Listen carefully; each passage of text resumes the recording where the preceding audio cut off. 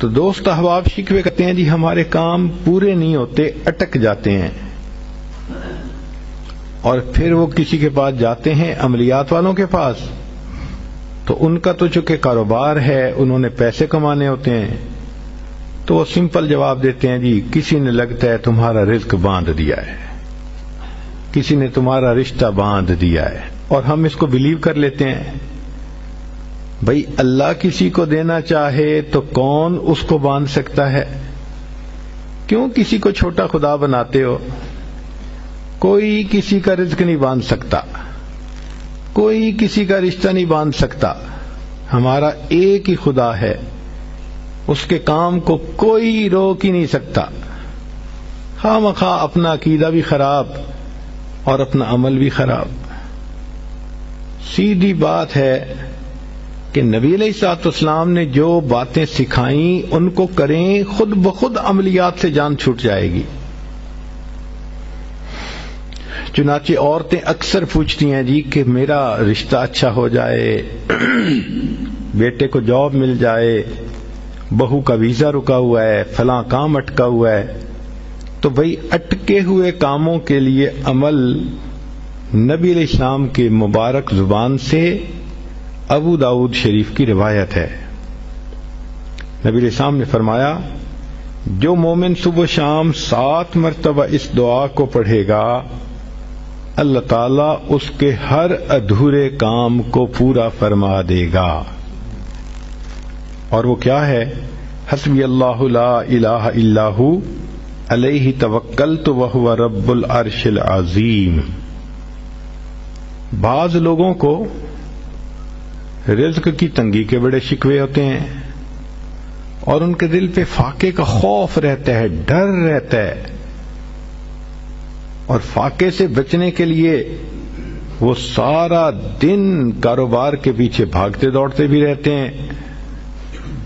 سنیے، ابو نعیم کی روایت ہے، ابن ابی شیبہ نے بھی اس کو لکھا کہ نبی علیہ الصلوۃ والسلام نے ارشاد فرمایا جو شخص اس دعا کو پڑھے گا اللہ اس سے 70 مصیبتیں دور کریں گے، جن میں سب سے چھوٹی مصیبت اس کا فاقہ ہوگا۔ جو شخص اس دعا کو پڑھے اللہ تعالیٰ اس سے 70 مصیبتوں کو دور فرمائیں گے، اور سب سے چھوٹی مصیبت فاقہ ہوگی، اور وہ فقرہ ہے لا حول ولا قوة الا باللہ لا ملجأ ولا منجأ من اللہ الا الیک۔ کئی مرتبہ انسان غمزدہ ہوتا ہے اور سوچتا ہے میں تو اکیلا ہوں، میرا ساتھ دینے والا کوئی نہیں، ماں باپ فوت ہو گئے، کہاں جاؤں، کس کو دل کا غم سناؤں، میرا غم کیسے دور ہو؟ نبی علیہ الصلوۃ والسلام نے فرمایا، کنز المال کی روایت ہے کہ قرآن مجید کی ایک آیت کو 3 مرتبہ یقین کے ساتھ پڑھ لیں، اللہ تعالی غمزدہ دل کو تسلی فرما دیتے ہیں۔ لا الہ الا انت سبحانک انی کنت من الظالمین۔ کتنی مختصر سی آیت ہے اور اکثر بچیوں کو یاد بھی ہوتی ہے۔ اس آیت کو 3 مرتبہ پڑھنے پر اللہ تعالیٰ انسان کی سیڈنس ختم کر دیتے ہیں، غم ختم کر دیتے ہیں، دل کو خوشی عطا فرما دیتے ہیں۔ کئی لوگوں کو دیکھا کہ بیمار ہوتے ہیں، کبھی ہسپتال کا چکر، کبھی ڈاکٹر کے پیچھے، تو نبی علیہ الصلوۃ والسلام نے ایک حدیث پاک میں فرمایا، اس حدیث کو مسند احمد نے روایت کیا اور طبرانی نے روایت کیا کہ جو شخص فجر کے بعد 3 مرتبہ یہ دعا پڑھ لے اللہ 4 مرضوں سے اس کو نجات عطا فرما دیتے ہیں۔ امید ہے کہ مستورات توجہ سے یہ بات سنیں گی اور اس کی اہمیت کو ذرا سمجھیں گی کہ جو شخص فجر کے بعد 3 مرتبہ یہ آیت پڑھ لے تو اللہ تعالیٰ اس کو 4 بڑے بڑے مرضوں سے بچائیں گے۔ نمبر 1، پاگل پن. اگر کوئی آدمی مینٹلی ان بیلنسڈ ہو، ریٹارڈڈ ہو،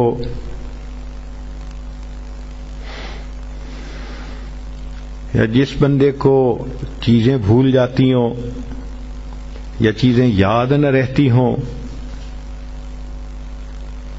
ذہن سے متعلقہ جو بیماریاں ہیں وہ اسی پاگل پن کے زمرے میں آئیں گی.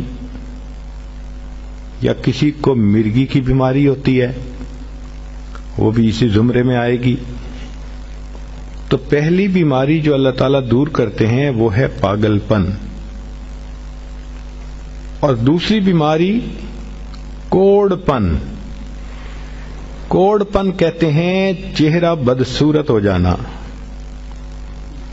یہ بھی ہو سکتا ہے کہ برس کی بیماری ہو جائے، جیسے بعض عورتوں کو جلد بالکل سفید ہو جاتی ہے اور عجیب بدنما چہرہ ہو جاتا ہے، یا کئی مرتبہ جسم پہ تل اتنے نکل آتے ہیں، دانے اتنے نکل آتے ہیں کہ چہرہ بدنما ہو جاتا ہے،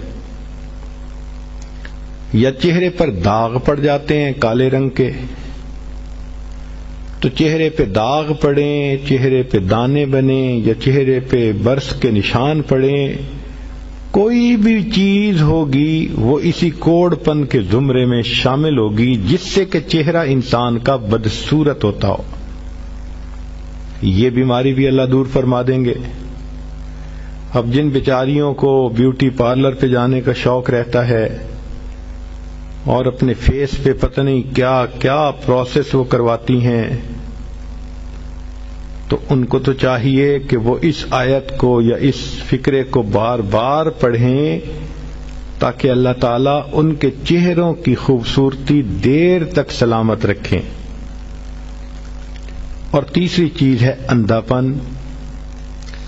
اندھے پن سے مراد یہ کہ آنکھوں کی بینائی ہی چلی گئی، یا آنکھوں میں موتیا بند آ گیا، یا آنکھوں پہ اینک لگانی پڑ گئی. یہ سب ایک ہی بیماری کی تفصیلات ہیں. تو جن کی نظر کمزور وہ بھی پڑ سکتی ہیں، یا جن کو لینز لگانے پڑتے ہیں، کنٹیکٹ لینز سے ہی یا کوئی اور، اس مصیبت سے بھی جان چھوٹ گئی. اور جن کی بینائی چلی گئی اللہ ان کے لیے بھی آسانیاں فرما دیتے ہیں. تو پاگل پن کی بیماری ختم، کوڑ پن کی بیماری ختم، اندھے پن کی بیماری ختم، اور چوتھا فرمایا فالج کی بیماری ختم. فالج ایک تو ہوتا ہے کہ انسان کا ہاتھ یا پاؤں کام ہی نہ کریں، اور ایک یہ بھی ہوتا ہے کہ اتنی ویکنیس کہ عورت کہتی ہے مجھ سے تو کھڑا ہی نہیں ہوا جاتا، میرے پاؤں سن ہو جاتے ہیں، میرے ہاتھ سن ہو جاتے ہیں. یہ ساری چیزیں کمزوری اور فالج کی ابتدائی سٹیجز ہیں. تو یہ سب چیزیں ٹھیک ہو جاتی ہیں. اب بتائیں کہ اتنی بڑی بڑی بیماریوں سے جس بندے کو بچنے کی خوشخبری مل رہی ہو تو وہ تو پھر اس عمل کو کیے بغیر رہ ہی نہیں سکتا. اور یہ عمل دیکھو چھوٹا کتنا ہے. وہ جو فکرہ فرمایا حدیث میں وہ ہے سبحان اللہ العظیم وبحمدہ ولا حول ولا قوت الا باللہ. اتنا سا فکرہ پڑھنے پر اللہ چہرہ بھی پر نور بنا دیتے ہیں، میموری بھی تیز کر دیتے ہیں، اللہ تعالیٰ بینائی بھی تیز کر دیتے ہیں، اور اللہ تعالیٰ جسم میں طاقت بھی بھر دیتے ہیں. یہاں تک تو نیکیاں کمانا، گناہوں کو بخشوانا، فرشتوں کی دعائیں لینا، غمزدہ دل کو تسلی ملنا، اور بیماریوں سے محفوظ ہونا، اس طرح کے عمل بتائے تھے. اب ایک عمل سن لیجئے کہ دجال سے محفوظ ہونا. دجال ایک تو بڑا ہوگا نا، جس کو دجال اکبر کہتے ہیں، جو آئے گا اور بندے اس کے پیچھے لگ کر اپنا ایمان خراب کر لیں گے. جو امام مہدی کے آنے پر اور عیسیٰ علیہ السلام کے آنے پر ظاہر ہوگا، ان کے آنے سے پہلے ظاہر ہوگا، اور عیسیٰ علیہ السلام اس کو لد کے مقام پر قتل کر دیں گے. اس فتنے سے نبی علیہ السلام بچنے کی دعائیں فرماتے تھے، صحابہ بھی بہت ڈرتے تھے اس فتنے سے. تو انسان کا دل چاہتا ہے کہ دجال سے محفوظ ہوں. حدیث پاک میں ہے جو شخص جمعہ کے دن سورہ کہف پڑھے تو جمعہ سے جمعہ تک اس کے گناہ معاف، اور اگر وہ روزانہ پہلی 10 اور آخری 10 آیتیں پڑھ لے اللہ اس کو دجال سے محفوظ فرمائیں گے. تو اس عمل کو کرنے سے ایک تو دجال سے محفوظ ہو گئے، اور دوسری بات اور بھی سن لیجئے کہ دجال دجل سے بنا. دجل کا مطلب ہوتا ہے فریب دینا، دھوکہ دینا، اور بچیوں عورتوں کو انسان کی شکل میں بھی کئی دفعہ دجال مل جاتے ہیں. وہ ان کی عزتیں لوٹتے ہیں، بہانے بنا بنا کے دھوکے دیتے ہیں، ان کو بیٹرے کرتے ہیں. تو اس عمل کے کرنے سے عورت بچی ایسے دجالوں سے بھی محفوظ رہے گی.